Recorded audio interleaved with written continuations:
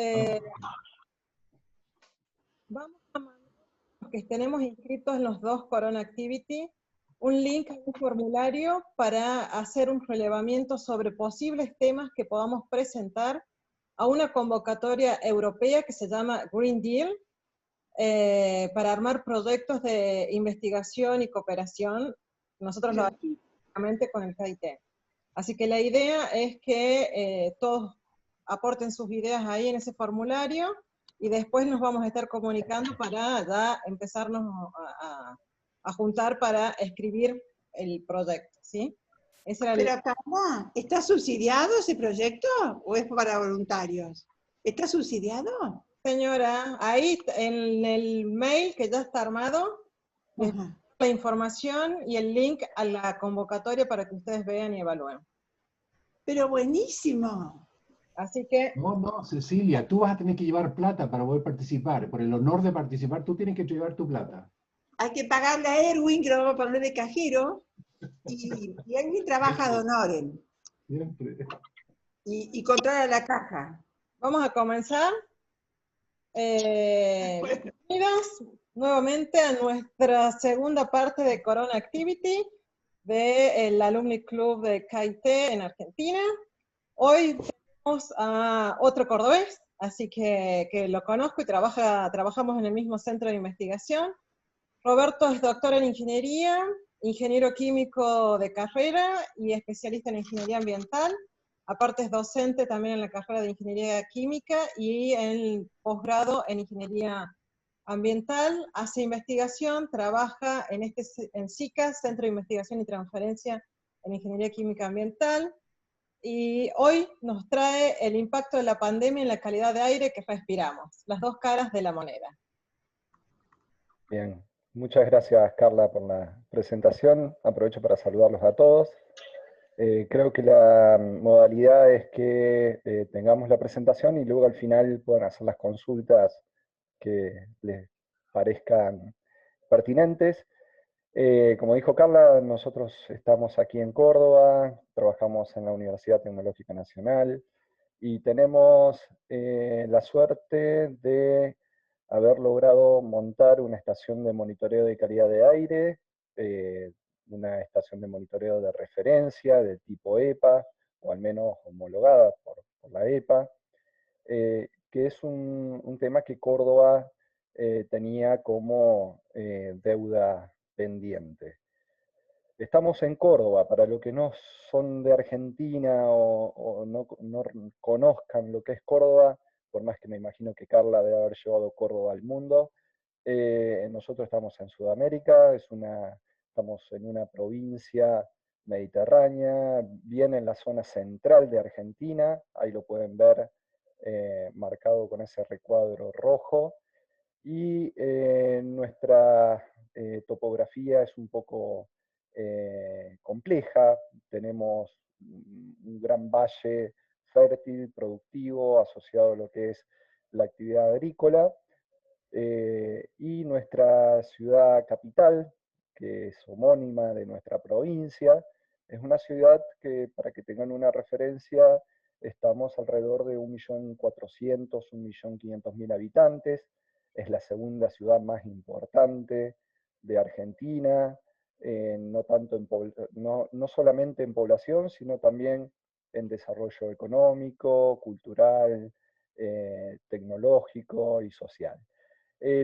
Como característica singular, nuestra provincia es una provincia serrana. Tenemos hacia el oeste las famosas sierras cordobesas, a los cuales en las épocas de verano visitan una gran cantidad de argentinos, transformando a nuestra provincia en uno de los principales destinos turísticos también durante nuestro receso de verano. Esa zona serrana se caracteriza por ríos de montañas, la verdad que es una zona donde tenemos pequeñas poblaciones que durante las épocas de vacaciones incrementan por varios órdenes su población temporal. Pero también, así como tenemos esa zona serrana tan bonita y tan visitada por turistas, Durante el invierno y los meses de agosto y septiembre son muy característicos también los sucesos de incendios forestales de gran magnitud. Este año fue un año realmente muy grave en lo que respecta a incendios forestales. Fíjense, ahí está marcada la zona en donde se suceden los incendios forestales principalmente, y lo que está marcado en rojo son las áreas que han sufrido incendios este año. Y como podrán ver, justamente se da en una región entre nuestra ciudad y la zona serrana. Para que se ubiquen, nuestra ciudad se encuentra alrededor de los 400 metros sobre el nivel del mar, pero a 35 kilómetros tenemos, hacia el oeste, tenemos nuestro primer cordón serrano, llamada Sierras Chicas, en donde la elevación del terreno asciende a 1000 metros sobre el nivel del mar, y luego tenemos un segundo cordón montañoso más atrás, en el cual la altura se duplica nuevamente, pasamos a los 1900, casi 2000 metros de altura. Este valle entre ambas sierras es justamente el valle con principal actividad turística, ¿no? Mientras que en nuestra ciudad capital tenemos un gran desarrollo de la industria metalmecánica. Por un lado, tenemos empresas instaladas aquí como ser Renault, Volkswagen, Fiat, empresas internacionales que se dedican a la producción de automóviles, y obviamente también tenemos un gran desarrollo de industrias alimenticias, que es asociado a lo que es la agricultura y la ganadería, tan característicos también de esta región. En lo que respecta a la ciudad, aquí vemos una foto aérea en donde se puede percibir prácticamente la mitad de la ciudad, y estamos viendo hacia el oeste, hacia nuestras sierras. Como característica de la ciudad, nosotros tenemos un gran pulmón verde, un parque céntrico denominado Parque Sarmiento. Inmediatamente a este parque se encuentra asociado un barrio en el cual los edificios son de gran altura, haciendo de que el comportamiento, obviamente, de los contaminantes en esta zona es muy característico. Sin embargo, si bien la densidad poblacional es muy alta en esta zona, se deben principalmente a estudiantes que vienen a nuestra ciudad a capacitarse, debido a que, bueno, Córdoba es para que tengan una idea, tenemos la primera universidad que se ha instalado en Sudamérica, que es la Universidad Nacional de Córdoba, pero también tenemos una gran oferta académica. Por lo tanto, Córdoba es fuertemente receptora de estudiantes, de ahí que nuestra población es bastante móvil. Por ejemplo, durante la pandemia, toda esta población prácticamente retornó a sus hogares, con lo cual esta región disminuyó completamente su densidad poblacional. Algo muy raro también, porque eso genera comportamientos muy diferentes que también incorporan variables a la hora de llevar a cabo análisis e interpretaciones de resultados. Hacia la derecha de la imagen tenemos nuestra zona céntrica, en el cual, como se puede ver, tiene una característica de desarrollo urbano diferente. Acá empieza a ser más fuerte los edificios de baja altura. Aquí se encuentra, principalmente hacia el lado derecho, tenemos la zona céntrica en la cual se desarrollan toda la actividad bancaria, la actividad administrativa, la actividad comercial, con lo cual también es una región de la ciudad en donde el tránsito vehicular y el movimiento de las personas es muy intenso durante el día, no así durante la noche. Y bueno, es en esta región donde tenemos un desarrollo arquitectónico muy particular, que espero que tengan la oportunidad de conocer, principalmente basado en lo que es un estilo colonial hispano, en donde aquí vemos nuestra catedral, nuestra zona céntrica, y tenemos también la famosa manzana jesuítica. Más hacia arriba en la imagen, más hacia el oeste, estamos viendo lo que serían los alrededores, los suburbios de nuestra ciudad, en donde aquí las construcciones en altura prácticamente desaparecen. Tenemos barrios bien espaciosos, con casas de baja altura, Y finalmente en la parte más alta de la imagen vemos esos 30 kilómetros de actividad agrícola que nos separan del primer cordón montañoso, que son estas sierras chicas que les comentaba anteriormente. Más atrás en la imagen, allá bien al fondo, podemos ver las sierras grandes, en donde estamos teniendo, como les decía, pasamos de 400 metros a 1000 metros y finalmente a 2000 metros de altura en las sierras grandes, que es un cordón montañoso paralelo a la cordillera de los Andes, y obviamente todo esto genera que el movimiento de los vientos sean muy característicos en nuestra región. Nosotros principalmente tenemos una mayor frecuencia de vientos provenientes del norte y luego del sur. Bueno, justamente ese corredor montañoso está generando o impacta de esa forma. Obviamente que todo este desarrollo urbanístico genera que el incremento de las fuentes móviles, del desarrollo industrial, la concentración de los contaminantes del aire comiencen a ser cada vez más importantes, o al menos es lo que uno esperaría si el crecimiento no vendría asociado también a una mejora tecnológica. Acá podemos ver los contaminantes más comunes, son llamados contaminantes criterio, que son los más estudiados, los más comunes al momento de analizar el aire urbano.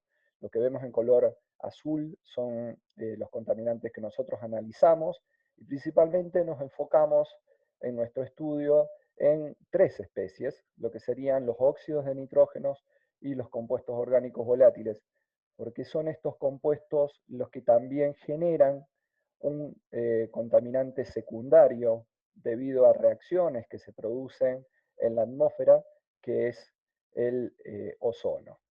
En ese ozono, junto con el resto de los contaminantes, forman parte de una mezcla que normalmente lo escuchamos con el nombre de smog urbano, ¿no? Que suelen ser asociados con esa nube parda de masas de aire que uno suele ver sobre los cascos céntricos de las grandes ciudades. Ahí había gente de Chile, así que Erwin, me imagino que si está en Santiago, mucho de esto debe conocer. En lo que respecta a esta estación de calidad de aire, nosotros hemos comenzado con el monitoreo de los óxidos de nitrógeno y de monóxido de carbono. Estas especies químicas están fuertemente asociadas a lo que es emisiones de gases de combustión. Por lo tanto, al compartir el mismo origen, es muy común que su comportamiento sea semejante. A esto también lo acompañamos con una medición de un contaminante sólido, que es el material particulado menor a 10 micrómetros, el cual es obviamente de interés porque puede penetrar las partes inferiores del sistema respiratorio y generar graves problemas a la salud de las personas. En lo que respecta al dióxido de azufre, que es otro compuesto químico que está asociado a las fuentes de combustión, a las fuentes móviles o a las fuentes fijas, pero que principalmente se desarrollan el proceso de combustión. En nuestro caso no lo estamos monitoreando debido a que las características de los combustibles en Argentina, al no tener proporciones importantes de azufre y al no utilizarse comúnmente en nuestra ciudad lo que es combustibles sólidos, no es un contaminante que suele ser de alerta.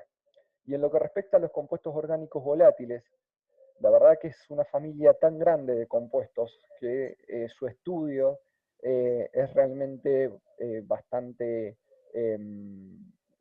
complicado de llevar a cabo de manera continua.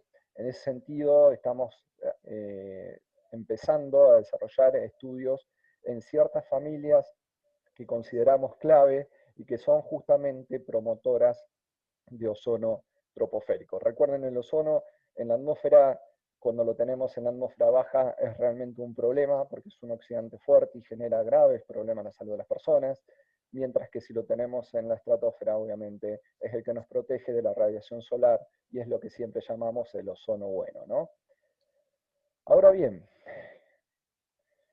en Argentina nosotros en marzo empezamos la primera semana con los primeros casos de coronavirus, y el gobierno nacional en el 20 de marzo estableció un decreto nacional de necesidad y urgencia, mediante el cual estableció lo que se denominó el ASPO, ¿no? el aislamiento social preventivo y obligatorio a partir de ese día.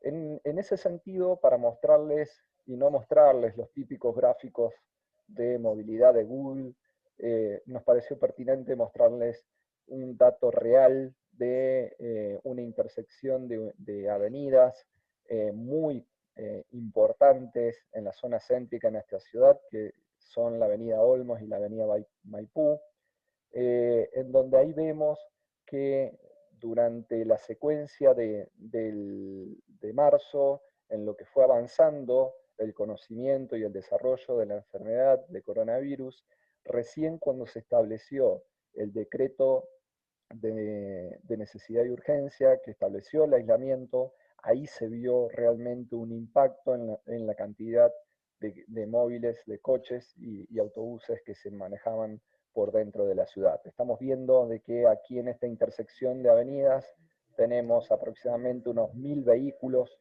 entre 850 a 1000 unidades por hora, lo cual es un tránsito bastante importante, y vemos que eso cayó más de 5 veces a niveles de 150 a 250 unidades. Con lo cual, como bien ya nuestros estudios bien marcaban, era de esperar que la concentración de los contaminantes también vayan acompañando este comportamiento. Y en ese sentido, el primer resultado que les voy a mostrar es el que está relacionado con los óxidos de nitrógeno. Los óxidos de nitrógeno, como les decía, en realidad en un proceso de combustión, las especies la especie que más emite es el óxido nítrico, el NO, que aquí en la imagen lo vemos representado por esta línea azul continua. Mientras que esa especie, al ingresar en la atmósfera, es oxidada hacia el NO2, ¿no? Que es la especie que vemos representada en la línea naranja. La suma de ambas especies es lo que normalmente uno conoce como NOx. Es por eso de que la suma de la línea continua azul y la línea continua naranja da como resultado esta línea continua de color gris. Si comparamos el movimiento vehicular con el comportamiento de los contaminantes, vemos que prácticamente tenemos una coincidencia en la evolución tanto de la cantidad de vehículos como la de los contaminantes. Esto fue realmente algo bastante interesante porque una primera conclusión un poco apresurada, pero muy interesante porque siempre hemos planteado en nuestra ciudad de que los óxidos de nitrógeno y el monóxido de carbono tienen como fuente principal de aporte a las fuentes móviles, con lo cual es muy importante tener claramente identificadas cuáles son las fuentes que incorporan estos contaminantes en la atmósfera, porque de esa manera uno puede luego gestionar de manera más adecuada. Sabiendo que esa es la fuente principal, es de esperar que medidas que apliquen sobre este tipo de fuentes tengan gran impacto luego en el comportamiento de los contaminantes. En lo que se refería a la comparación con años anteriores, vemos que hasta el establecimiento del decreto, los valores medios de años anteriores, esta línea gris de color punteado corresponde al valor promedio del 2019, y vemos que las medias móviles que estábamos obteniendo estaban levemente por encima del año pasado. Sin embargo, vemos que obviamente cuando se estableció el aislamiento obligatorio, el comportamiento de los contaminantes cayó muy por debajo de lo que era el promedio histórico, ¿no? Podría comentarles varias cosas más con respecto a esto, pero la verdad que no me quiero extender demasiado, después cualquier cosa me consultan. Si tomamos paso a paso cómo ha ido sucediendo los hechos, nosotros en la primera semana de marzo tuvimos los primeros casos de COVID en nuestro país, y en ese caso vimos de que el comportamiento de los contaminantes era un comportamiento prácticamente normal, tal como lo mencionó, lo dejaba en claro el movimiento vehicular. Ya cuando la Organización Mundial de la Salud declaró la pandemia, está claro de que la población se alertó por dicho anuncio y cambió su hábito su conducta diaria, ¿no? Y en ese sentido vemos que este pico que se da a las 9 de la mañana, coincidente con el pico de tránsito vehicular, que está asociado más de todo a que, como esta estación está en la zona céntrica, y la zona céntrica tiene un gran desarrollo administrativo y gubernamental, obviamente coincide el pico de tránsito con la apertura de esta actividad. Es por eso que estamos teniendo y vemos esos picos de contaminantes a las 9 de la mañana aproximadamente. Sin embargo, cuando la Organización Mundial de la Salud alertó sobre la pandemia, vemos que el comportamiento de la población cambió, principalmente porque vemos que el patrón de tránsito cambió levemente, ¿no? Tratando de minimizar lo que eran trámites en bancos, trámites en el municipio y demás, y tratando de no tratar de generar una aglomeración de personas en los horarios picos, y la gente intentó empezar a llevar a cabo trámites en horarios no muy comunes para evitar ese gran amontonamiento de gente. Ya cuando en la tercera semana se suspendieron las clases, ahí quedó claro de que el movimiento vehicular asociado a lo que era llevar los chicos al colegio y buscar los chicos del colegio produjo un fuerte impacto. Sin embargo, cuando llegó el aislamiento social obligatorio y el tránsito cayó abruptamente, ahí sí se vio de que los contaminantes se redujeron de manera importante y solamente mantuvimos ese tránsito vehicular de aquellas personas que necesitaban ir a trabajar y para ello deben cruzar el centro de la ciudad. Como les decía antes, los óxidos de nitrógeno y el monóxido de carbono comparten sus fuentes de emisión. Es por eso que si comparamos el comportamiento de los óxidos de nitrógeno en lo que sería la concentración total de óxido de nitrógeno representado en esta línea gris con la línea azul de monóxido de carbono, vemos que prácticamente estamos teniendo un espejo en el comportamiento de ambos contaminantes. Acá empezamos a notar algunas cuestiones, como por ejemplo, es que veníamos con una emisión de monóxido de carbono superior a la del año anterior, con lo cual esto también estaba dando de alguna manera una señal de alerta que puede tener distintas fuentes, distintos orígenes. Esta diferencia se puede dar por el aumento en las unidades móviles. Estamos teniendo un incremento de la flota vehicular en nuestra ciudad que es muy bueno para los vendedores de automóviles, pero no es para nada bueno para lo que es el tránsito, para lo que es la movilidad, y obviamente marca a las claras de que no estamos teniendo una buena política de transporte público en nuestra ciudad. Avanzando con esto, ahora les voy a mostrar, como les decía antes, tanto los óxidos nitrógenos como los compuestos orgánicos volátiles son generadores de ozono. Entonces es muy común que uno cuando da clase les transmite a sus alumnos de que cuanto mayor cantidad de óxido de nitrógeno tenemos, mayor generación de ozono vamos a tener. Bueno, eso la verdad que es lo que dice los textos de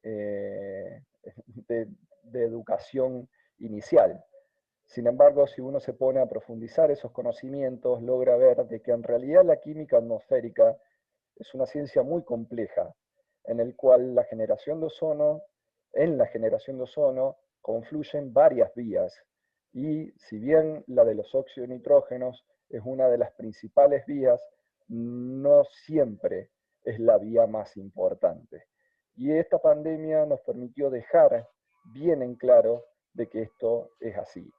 Primero veníamos muy entusiasmados en que la teoría de que cuanto mayor concentración de óxido de nitrógeno, mayor concentración de ozono, porque veíamos que a medida que en las 3 primeras semanas la concentración de óxido de nitrógeno descendía, así sucedía también con el ozono.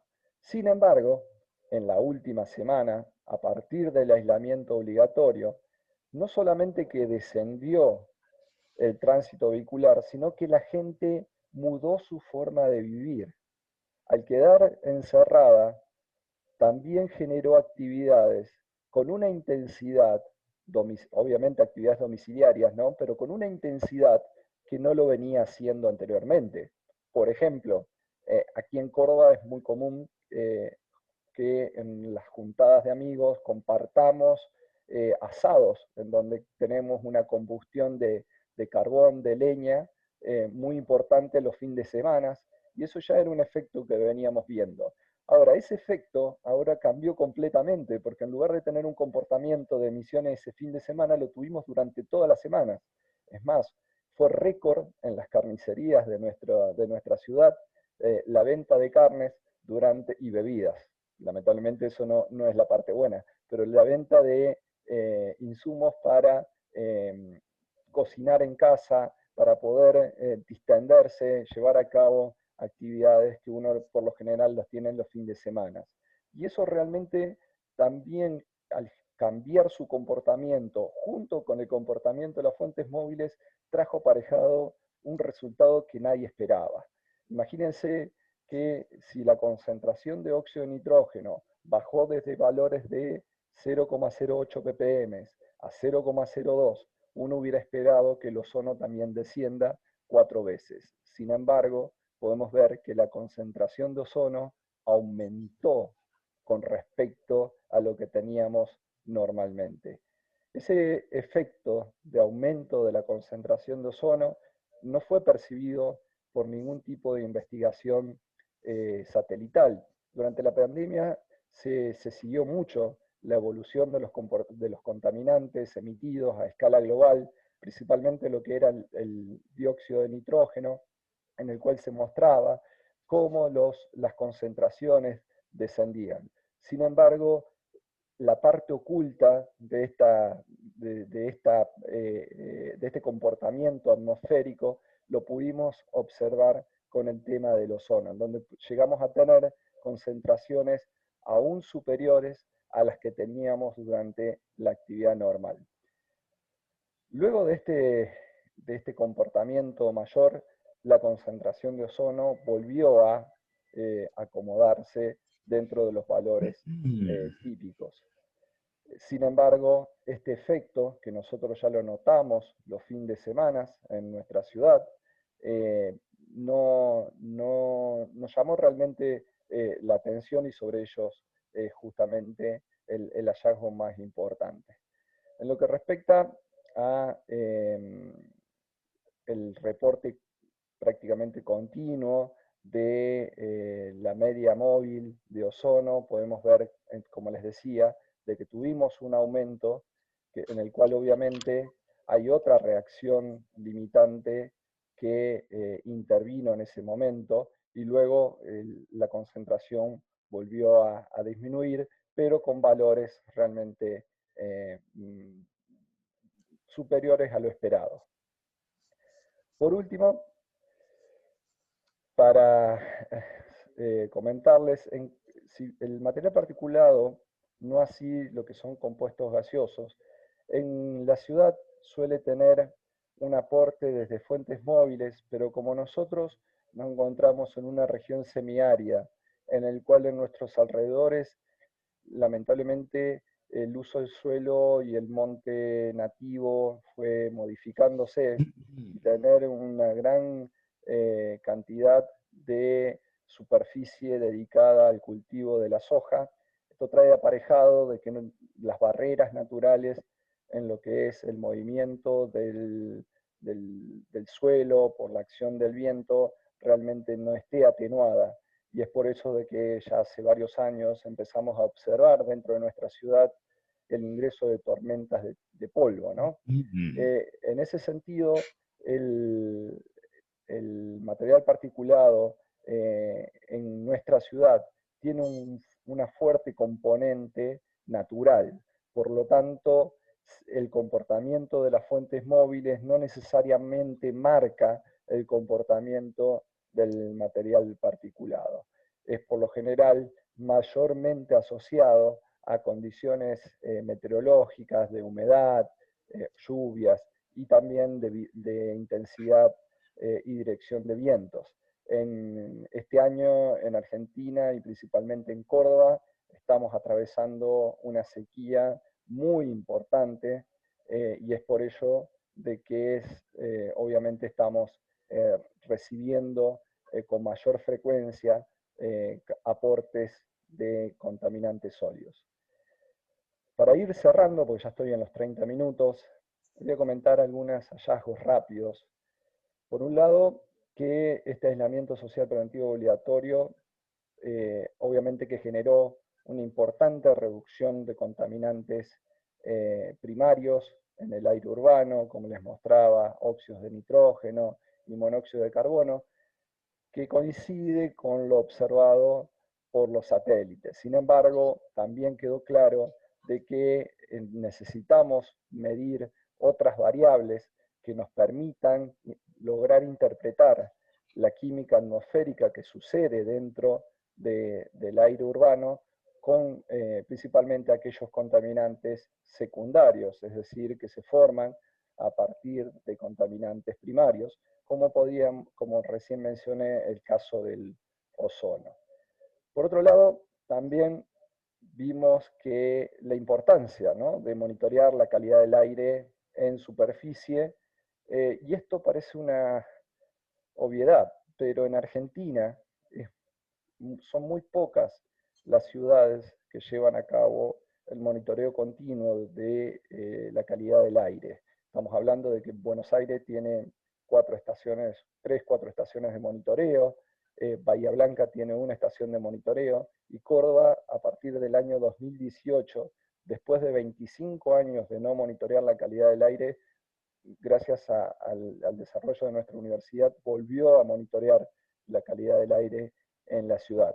Es decir, que estamos hablando de que ciudades no menos importantes como Rosario, Mendoza y demás, no llevan a cabo su monitoreo de calidad de aire, con lo cual también, bueno, en el caso de Rosario, eso quedó evidente cuando se sucedieron los incendios en el Delta, en el cual la ciudad quedó prácticamente bajo una niebla de humo, sin conocer si las concentraciones que estaba respirando la población eran de alerta, necesitaban emitir alertas, tomar recaudos, y eso obviamente a esta altura, en pleno 2020, la verdad que es algo lamentable, ¿no?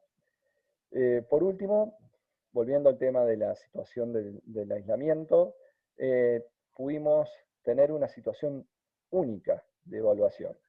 Si bien es lamentable que se haya sucedido toda esta pandemia, esto también ha permitido realizar una evaluación de un escenario que sería prácticamente imposible de desarrollar.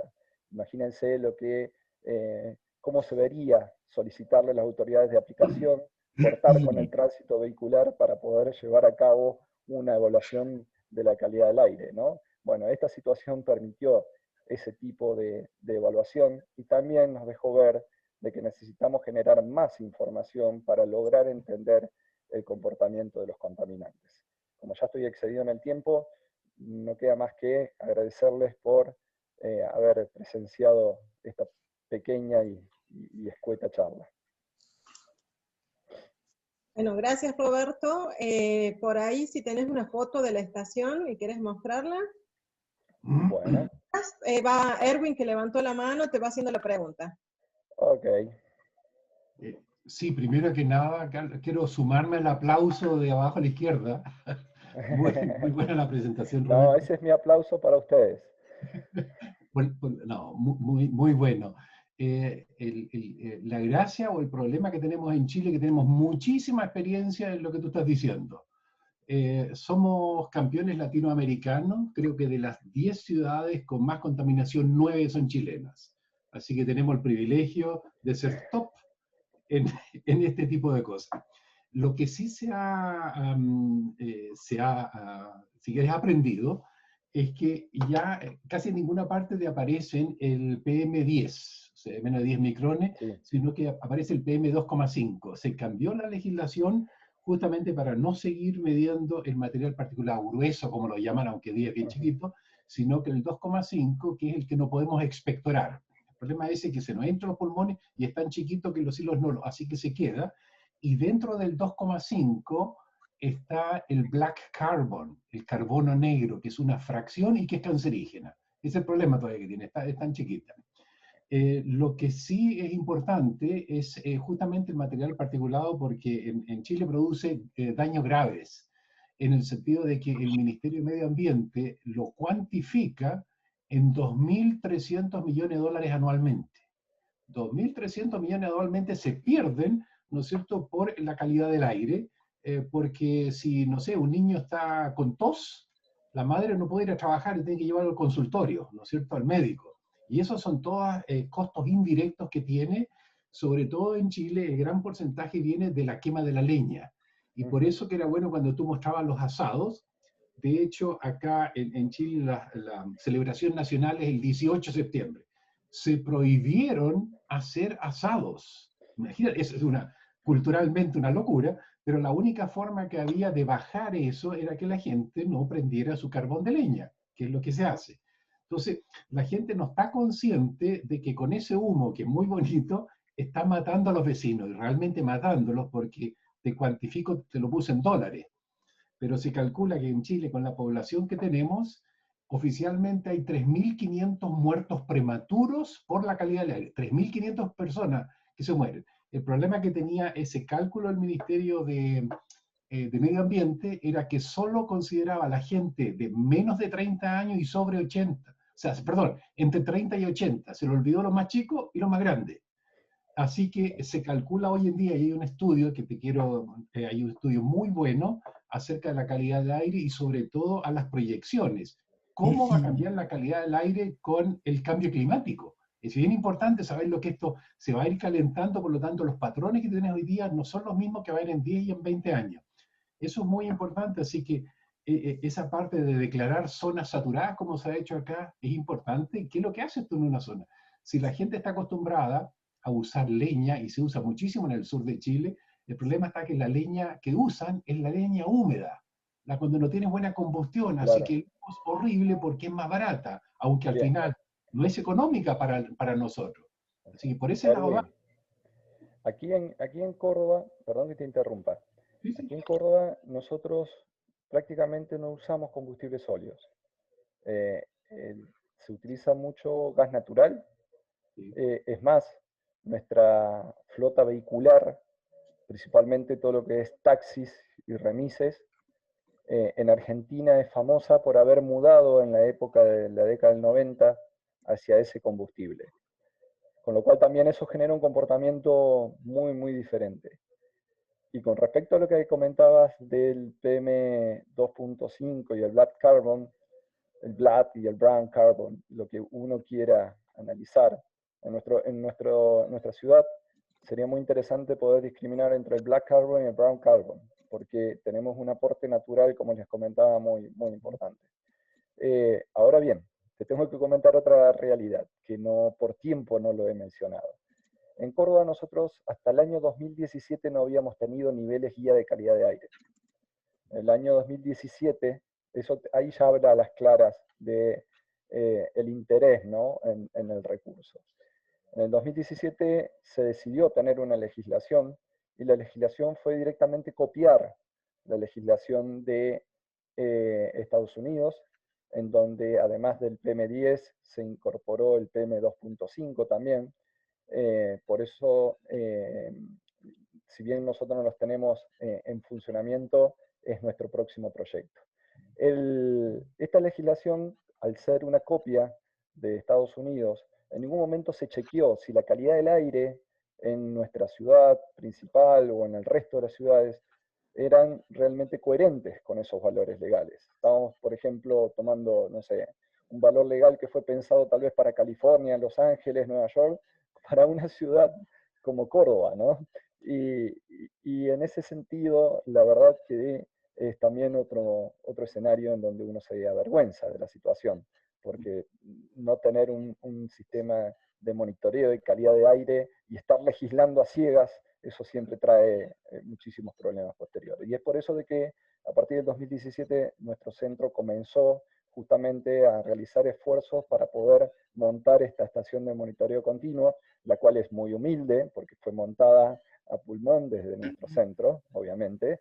En ese sentido, nosotros lo que hicimos fue comprar equipos japoneses y luego llevar a cabo todo el montaje por parte nuestra, ya que no teníamos la posibilidad de directamente traer el shelter, y ahí es donde obviamente vas a ver un shelter mucho más pequeño que lo que normalmente encuentras, porque en ese momento queríamos montar algo que sea muy pequeño para poder transportarlo por el centro de la ciudad. Si llega a ser algo voluminoso, es prácticamente imposible acomodarlo. Y verás que en la parte alta contamos con una rejilla que no es para nada adecuada. Sin embargo, tenemos que optar entre tener esa rejilla o quedarnos sin equipos por vandalismo, daños y demás, ¿no?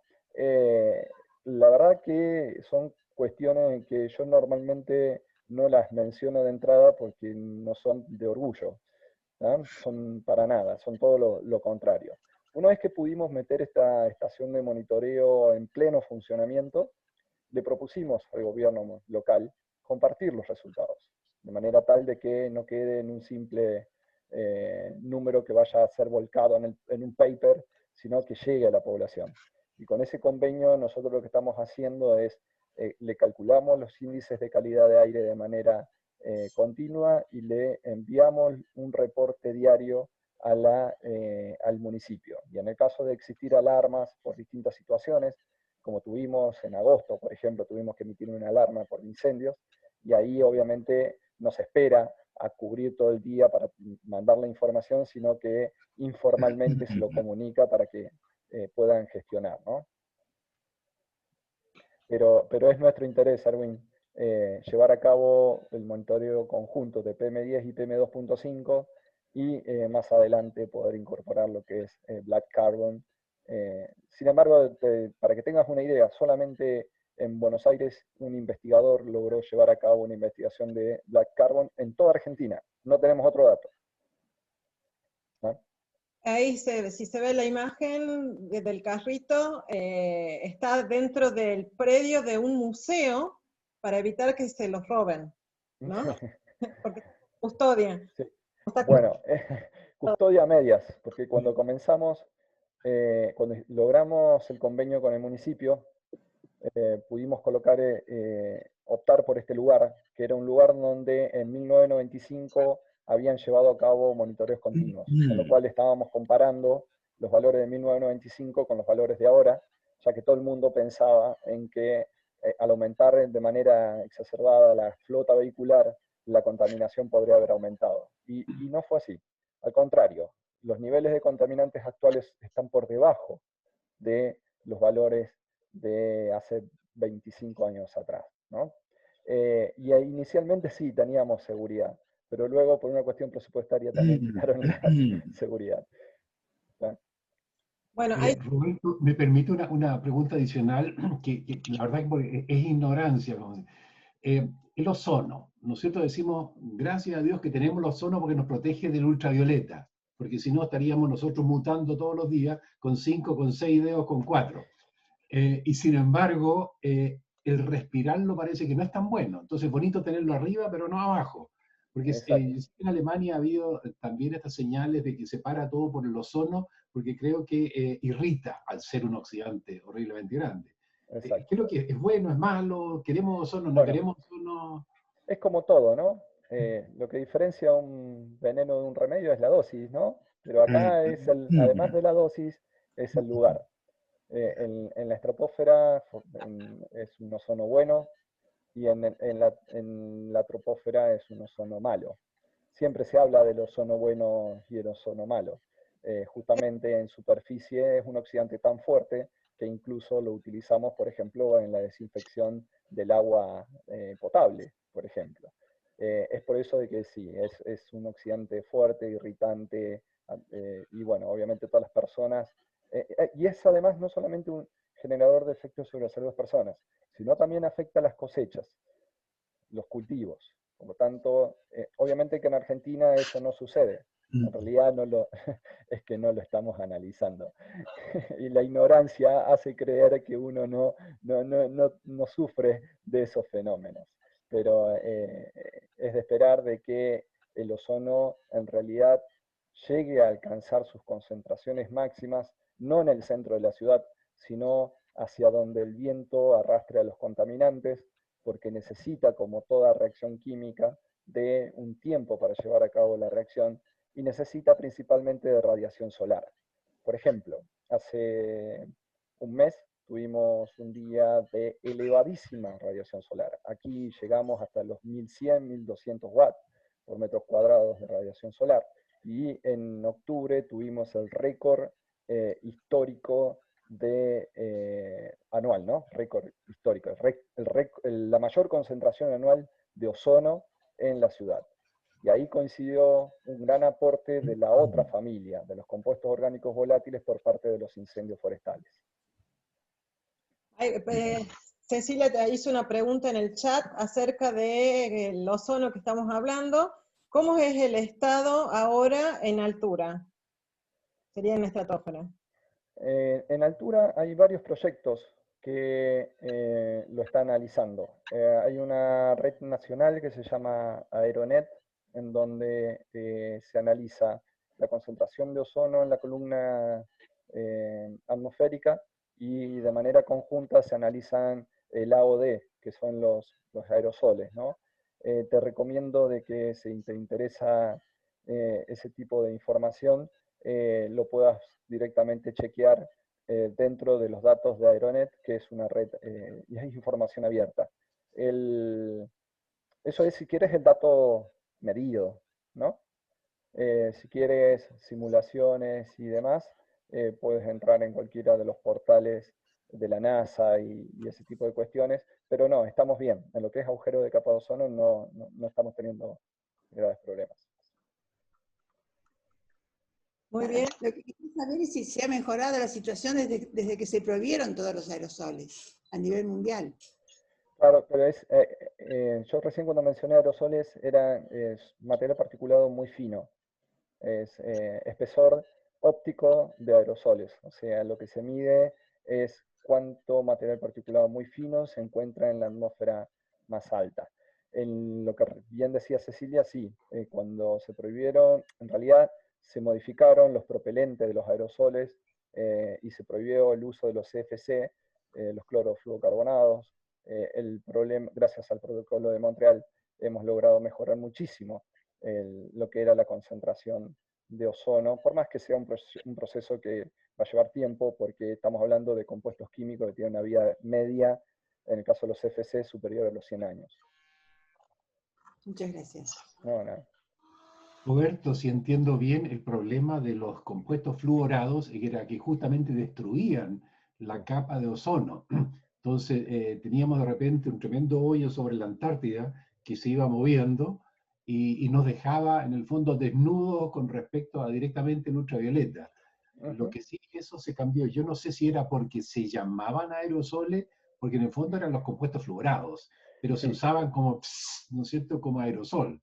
Lo que sí sé, por ejemplo, que el black carbon se saca ahora la cuenta, aunque es poco, ese es uno de los más grandes efectos invernaderos, porque prácticamente la forma como refleja, aunque cuantitativamente no es muy alto, pero parece que el efecto en el invernadero es muy alto de ese también.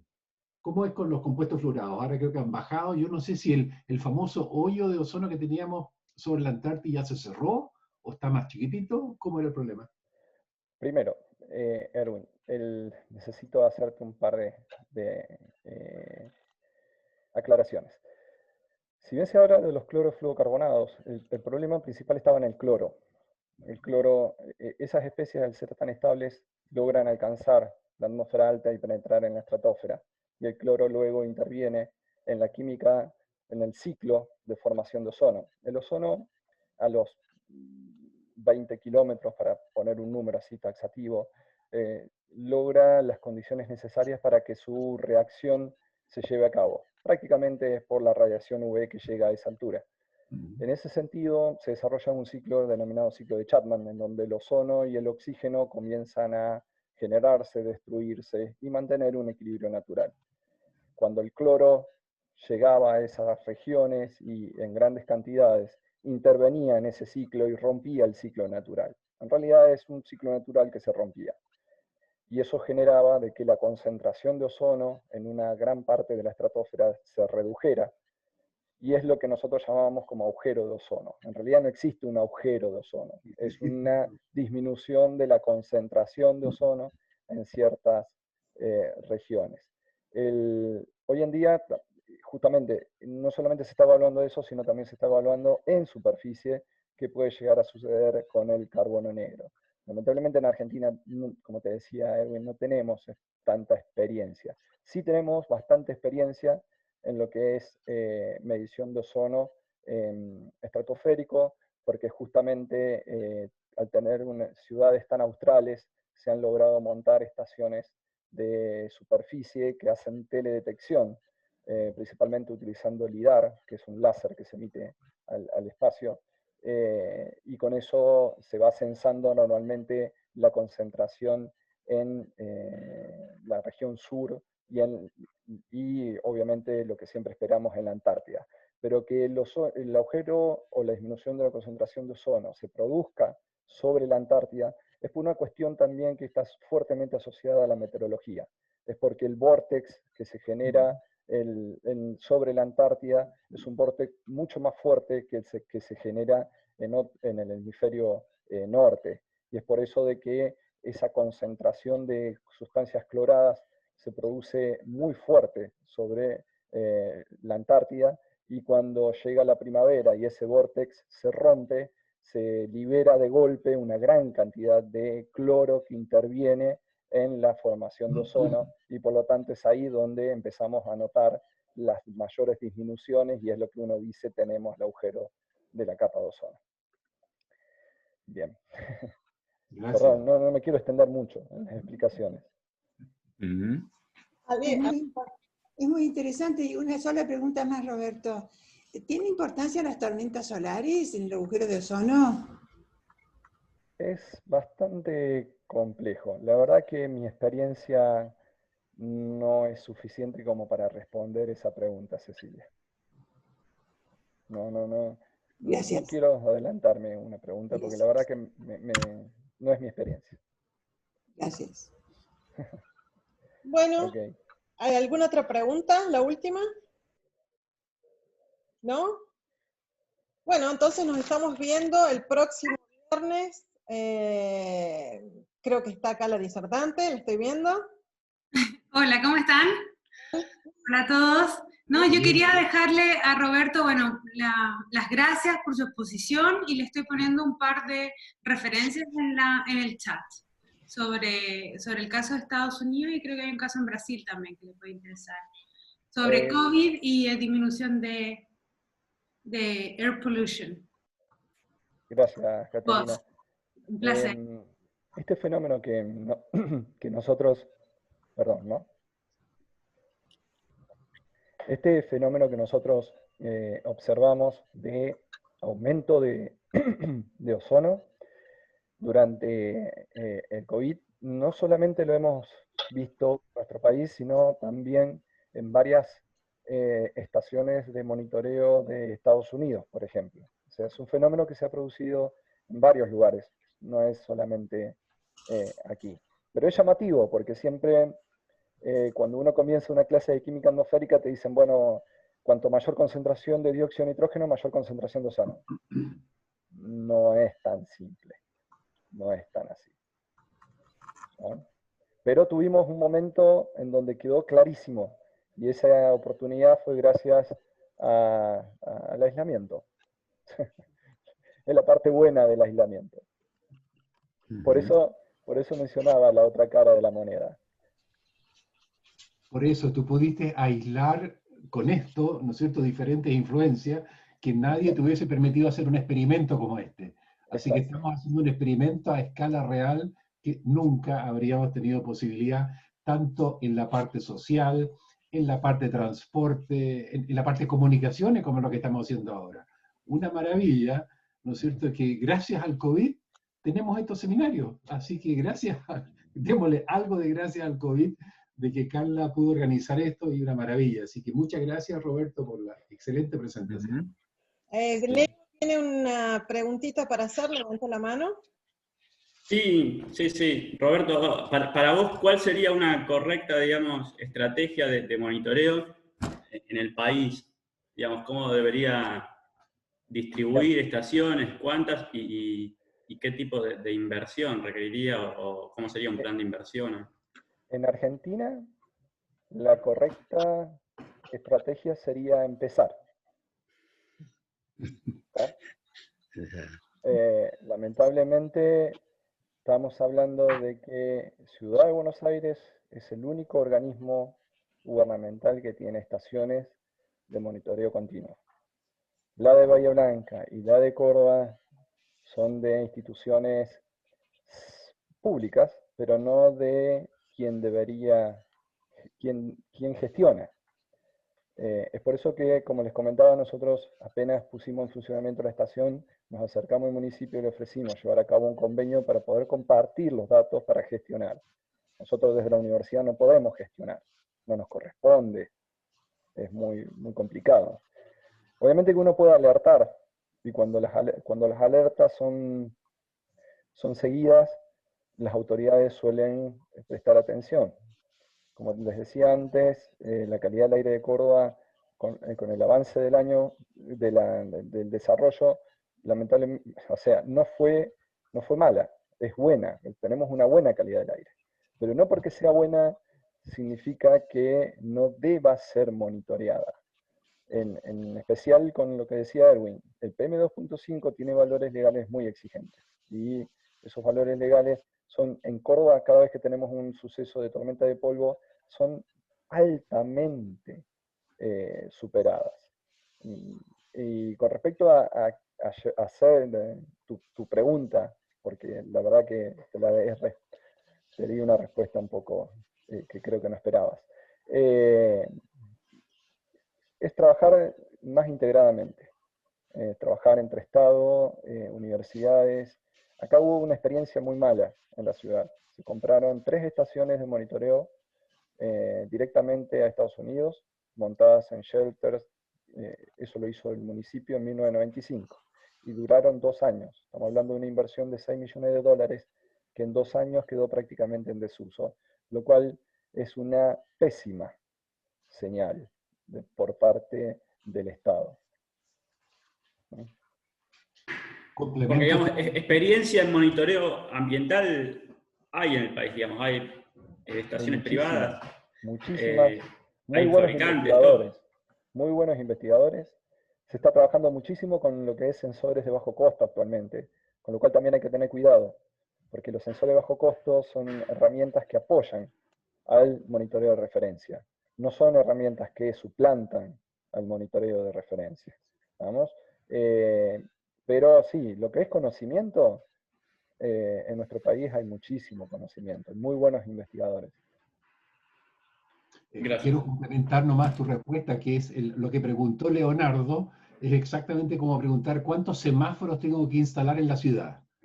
Eso va a depender de los accidentes, y eso es lo que tenemos en la parte atmosférica en Chile. Así que sí, tenemos muchas mediciones y se toman medidas políticas. Cuando 3 de 8 estaciones están en rojo, tú paras el 20% de las emisiones, y si estamos en zona de emergencia, se para el 50% de las fuentes fijas.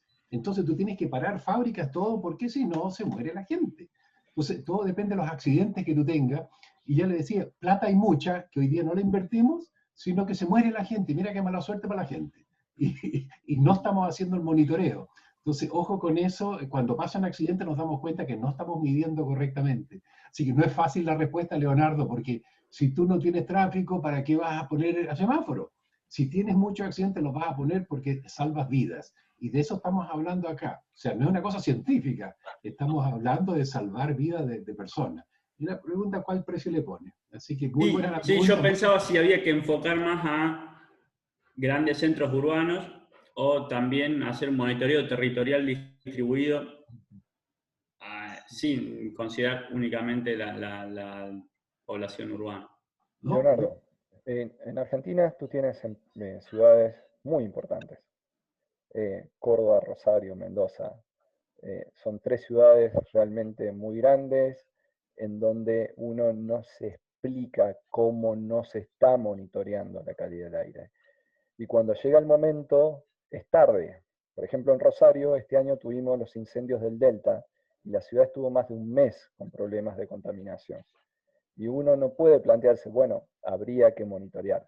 Tendríamos que haber monitoreado constantemente para saber cuánto aportaron los incendios forestales y de esa manera también poder haber gestionado el recurso. Porque al fin y al cabo a la población no se le dijo nada.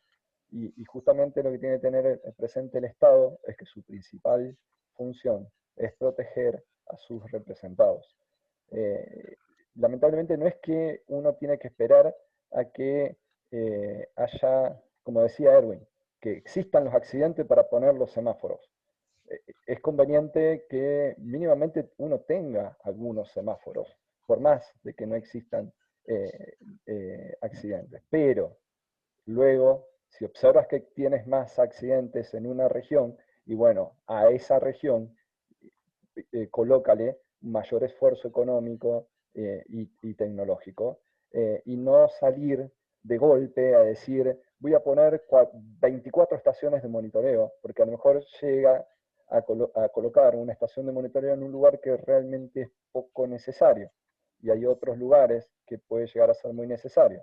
En ese sentido también la política muchas veces, viste, que actúa un poco reactiva y no proactiva. Entonces es complejo, muy complejo. Bueno, gracias a todos Bien. por participar, a Roberto, y nos estamos viendo el viernes que viene con Caterina. Bien. Bien. Chao. Adiós. Gracias, Roberto. Suerte, Caterina, y gracias por la información. Encantada, gracias. Son todos de Web of Science. Bárbaro, gracias. Chao, chao. Chau.